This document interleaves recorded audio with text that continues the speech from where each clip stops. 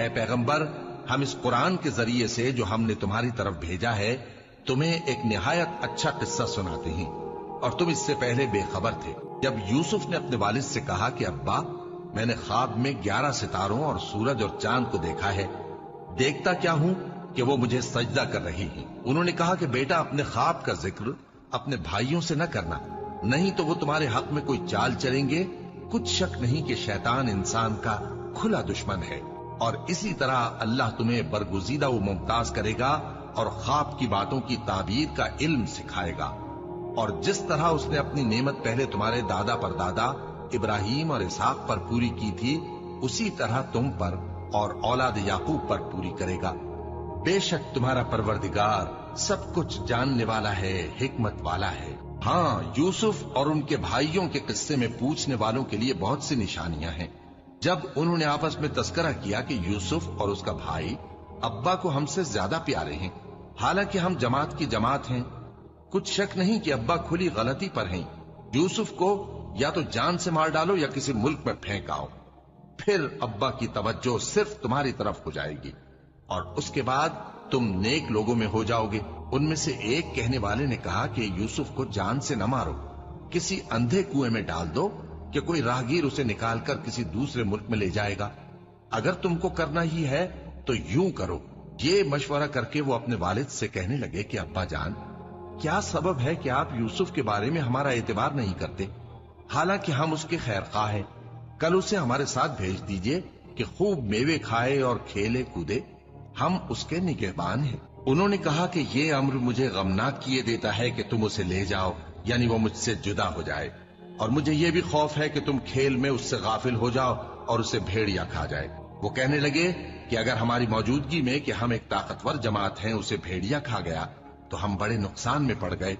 غرض جب وہ اس کو لے گئے اور اس بات پر اتفاق کر لیا کہ اس کو اندھے کنویں میں ڈال دیں، اور ہم نے یوسف کی طرف وحی بھیجی کہ ایک وقت ایسا آئے گا کہ تم انہیں ان کے اس سلوک سے آگاہ کرو گے، اور ان کو اس وحی کی کچھ خبر نہ ہوگی۔ اور یہ حرکت کر کے وہ رات کے وقت باپ کے پاس روتے ہوئے آئے، کہنے لگے کہ ابا جان، ہم تو دوڑنے اور ایک دوسرے سے آگے نکلنے میں مصروف ہو گئے اور یوسف کو اپنے اسباب کے پاس چھوڑ گئے تو اسے بھیڑیا کھا گیا، اور آپ ہماری بات کو گو ہم سچ ہی کہتے ہیں باور نہیں کریں گے، اور ان کے کرتے پر جھوٹ موٹ کا لہو بھی لگا لائے۔ یعقوب نے کہا کہ یوں نہیں ہے، بلکہ تم اپنے دل سے یہ بات بنا لائے ہو۔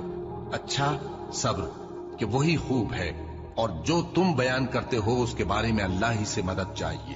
اور اب اللہ کی شان دیکھو کہ اس کنویں کے قریب ایک قافلہ آوارد ہوا اور انہوں نے پانی کے لیے اپنا سقا بھیجا، تو اس نے کنویں میں ڈول لٹکایا، یوسف اس سے لٹک گئے۔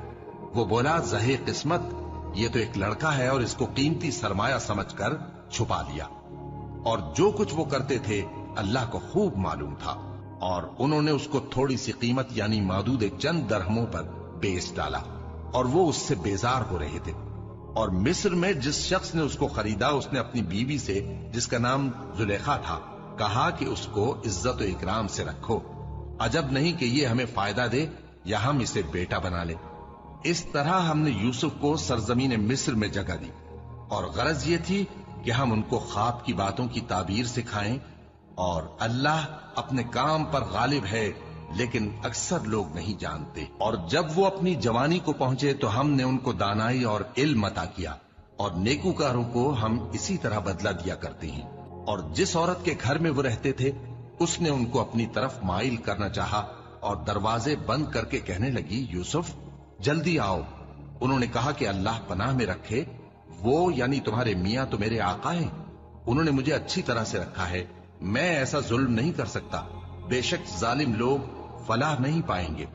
اور اس عورت نے ان کا قصد کیا اور انہوں نے اس کا قصد کیا۔